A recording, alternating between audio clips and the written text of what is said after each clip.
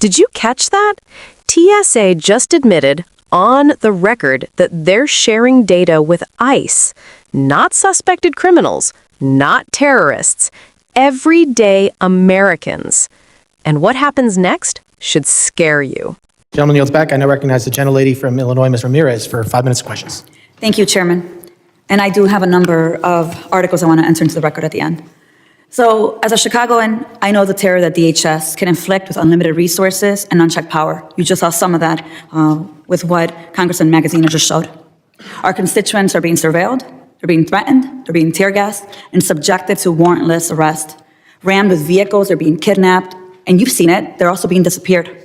Yet there are those in Congress who would still expand DHS's budget and ICE capacity to enact Trump's mass deportation agenda. And so I often get asked back in my district, how is this possible? How is it that they can behave this way? How can they tear gas a 6-month-old baby? Isn't Congress supposed to be a check on DHS? Well, first, I say to them that would require my Republican colleagues to agree that bringing senior ICE officials to testify before this committee is critical. And I do hear, Chairman, that may happen in 6 weeks or so. I think it's far too late. They should be here right now. Secondly, that would also suggest that DHS is behaving in ways outside its design. Now, let me be clear. DHS and ICE, it's not rogue. Let me tell you why.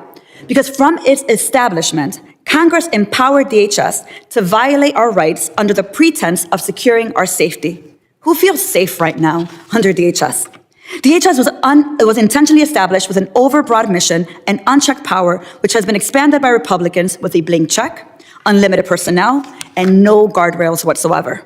And Trump, with his authoritarian tendencies, is only making visible what so many communities have already known to be true. DHS is a threat to our collective safety, and funding it only fuels our destruction and our human suffering. It's why 32 people have died in detention in ICE's deadliest year yet. US citizens are being shot and killed, and the agency doesn't even know who they're hiring and doesn't seem to even care who they're hiring. Yet, Trump's campaign donors are profiting off the pain of our neighbors, including children. And so today I say enough. I am introducing today the Melt ICE Act that would prohibit DHS from using funds to detain or monitor immigrants, effectively limiting ICE's authority and ability to continue to cause pain and terror, while redirecting the funding that they have, taxpayer dollars that they're using to kill US citizens, back into the communities impacted by ICE's terror through wraparound services.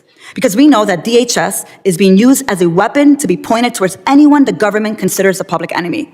And fascism always requires a public enemy.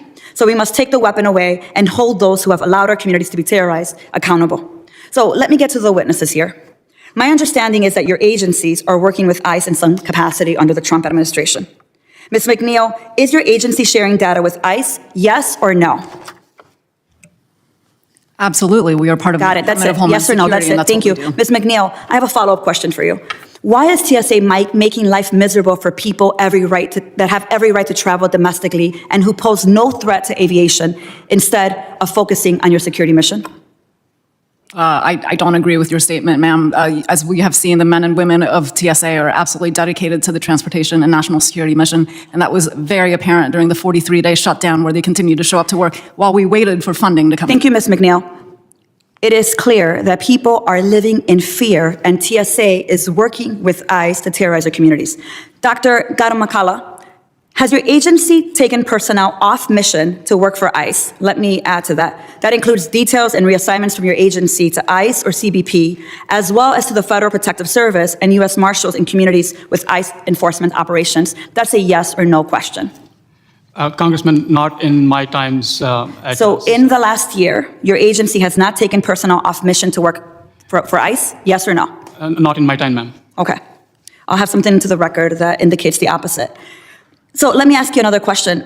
Does it concern you that your personnel might already have staffing shortages? As we just heard a moment ago, over a third in staff shortages, yet the administration is asking for your staff to be used for ICE enforcement? Congressman, I think Does it concern you, yes or no? We are on mission. We are doing all the cyber Okay. from physical. Well, let me ask you a follow-up question to that. Has your agency transferred funding to ICE, yes or no? Has any of your funding gone to ICE, yes or no? Congresswoman, Yes, the answer is yes. My time is up. Thank you. This wasn't a slip of the tongue, it was a confirmation.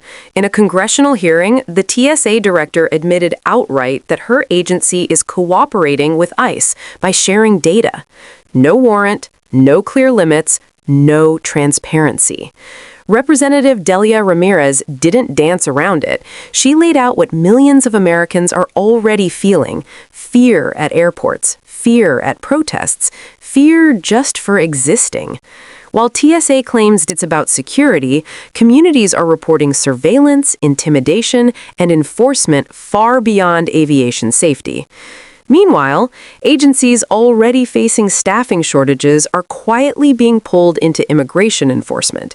This exchange exposed a deeper truth. DHS isn't just enforcing laws, it's expanding power with almost no guardrails.